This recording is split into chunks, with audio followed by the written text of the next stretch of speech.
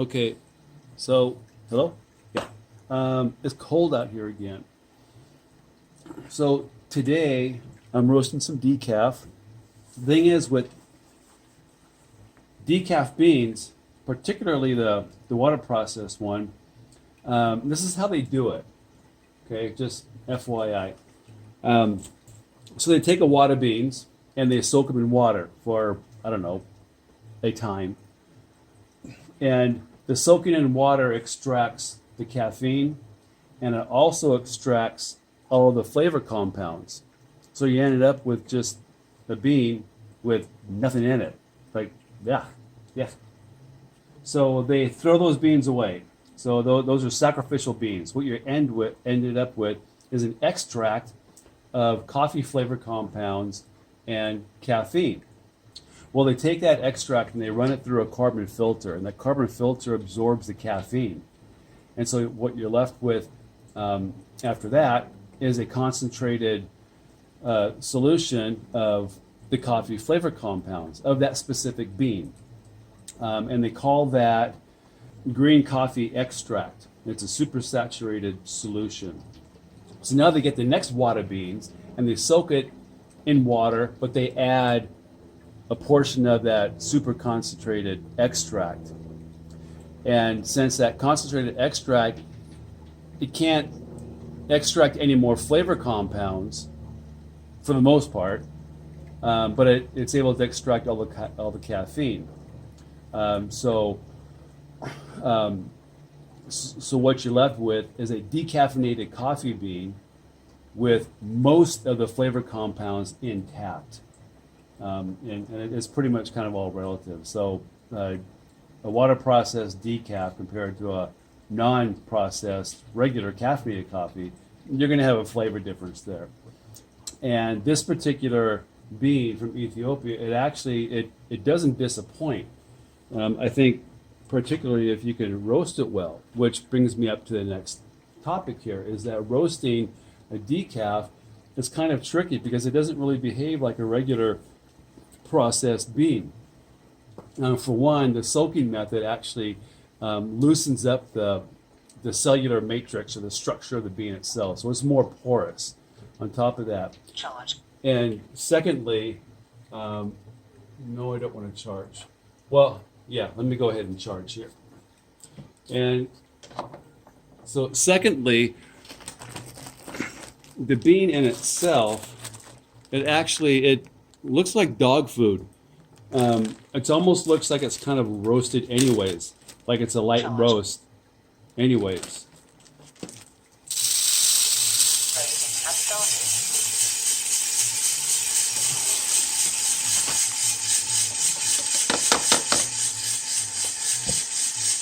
So we got that going. So one, you can't really watch or look at the color to determine where it is at in the roast. So we're kind of handicapped there. And second, which I didn't mention, when they finish processing for decaffeination for these beans, they dry the beans out to about a 10-11% moisture content. They may vary from place to place, but typically it's a little bit lower moisture content, so they don't require as much drying. So what I'm predicting and what I'm planning on is having a drying phase of only 4.5 minutes.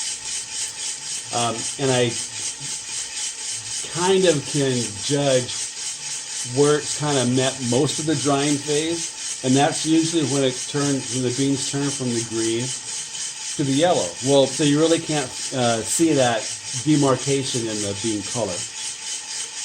So what I'm left with is that the previous two roasts that I've done, where it looks like that may happen, and judged based on my previous roast, the green to yellow, or the drying phase, usually ends at around the 300, 320 degree mark. So I'm going to go by temperature on here, and also I'm going to be looking at it because there is a little bit of color change.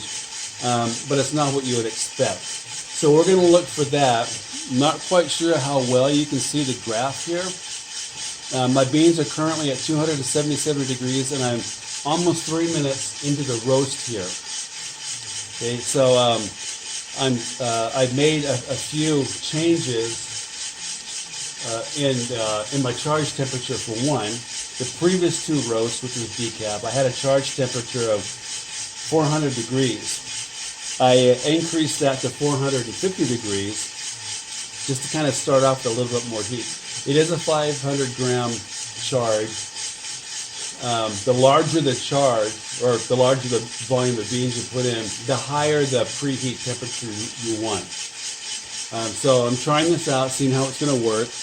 I have 3 more 500 gram bags to roast up, and I'll make adjustments accordingly. So I'm coming up on 300 degrees here, which is pretty close to where I want to be for the green to yellow, and already they're coming out of that dog food looking kind of color.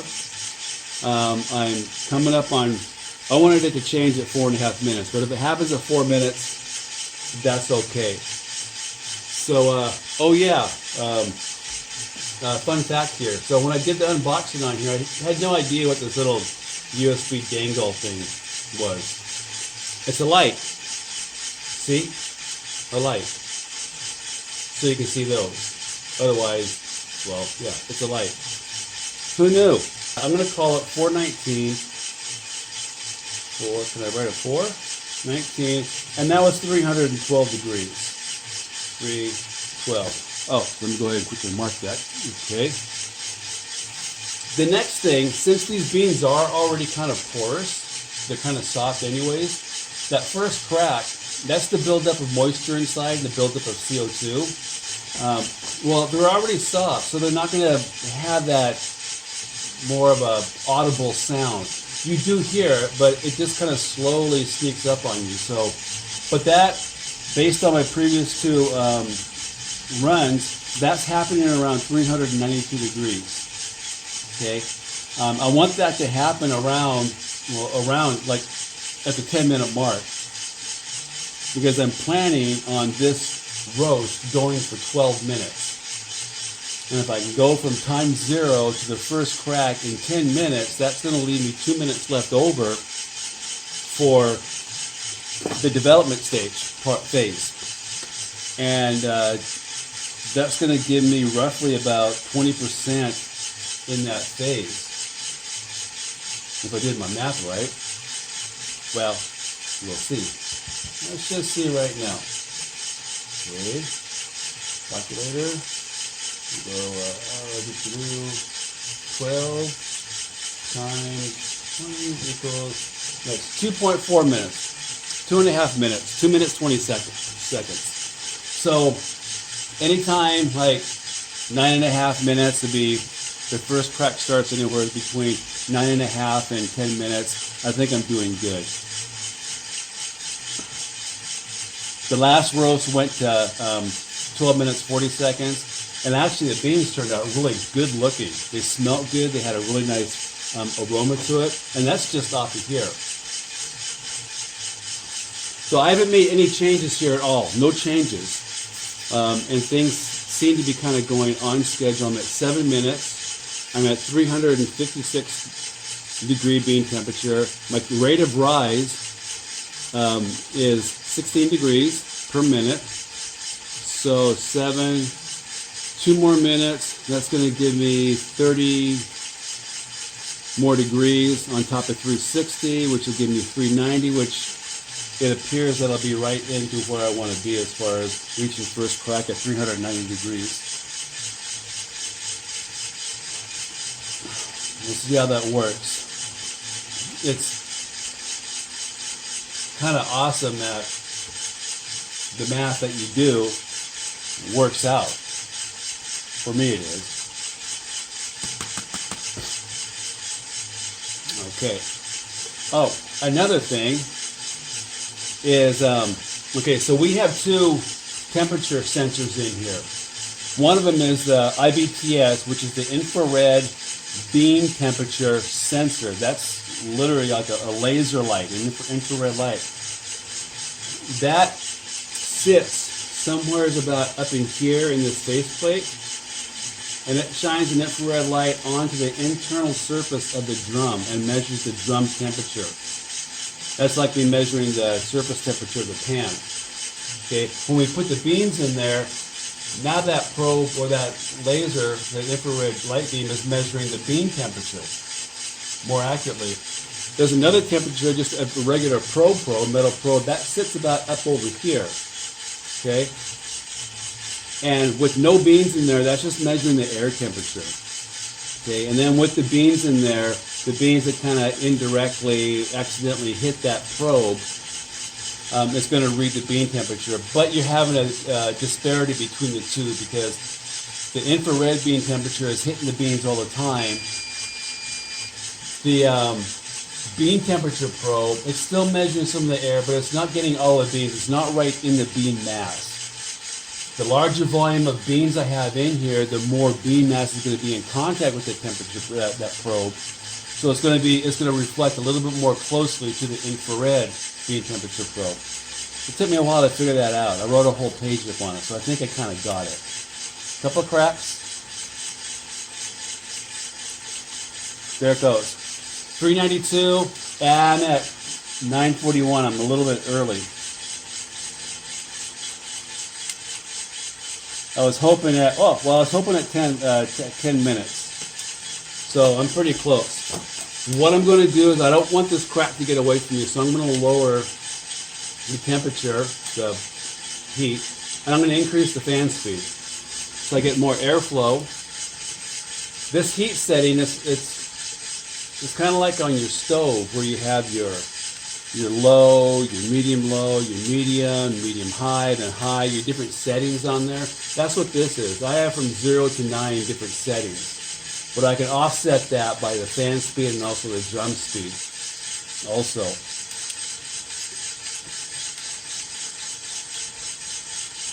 Okay, so it's a pretty good first crack. It's not getting away. It's not getting too rambunctious. My end temperature, I want it to be 410. I'm at 402. Let's see, so that might be right on track. My rate of rise is decreasing. Increase the temperature a little bit. I'm at 11 minutes. I want to go for one more minute. I want to get this up to 410.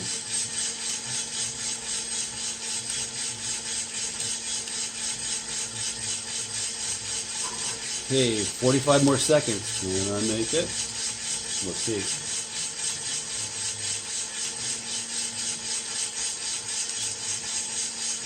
Okay, and that'll be super awesome. Right at 12 minutes, it being 410.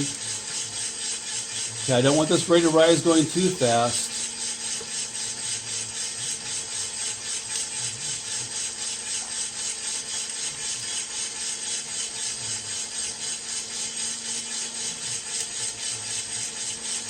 I don't want to apply more heat to it. Almost there.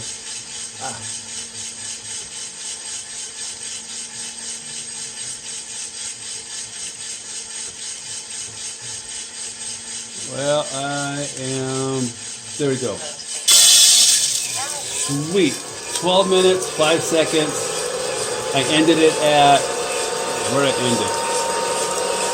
410. So that worked out perfect.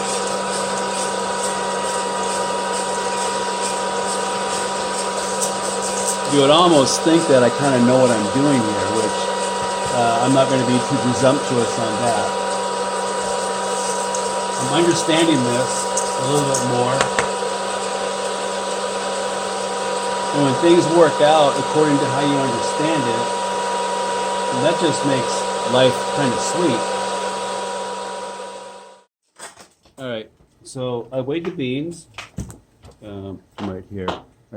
I weighed the beans, and so my end weight. I started out with 500 grams. My end weight was 426, which that is a 15% loss, right exactly where I wanted it. So, what that weight loss means. There may be varying opinions on this, but it appears that there's a correlation with weight loss and degree of roast. So when you have 15 above a 15% weight loss, you're considered a dark roast coffee.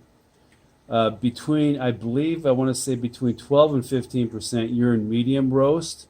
And when you're below 12%, then you're in your light roast area.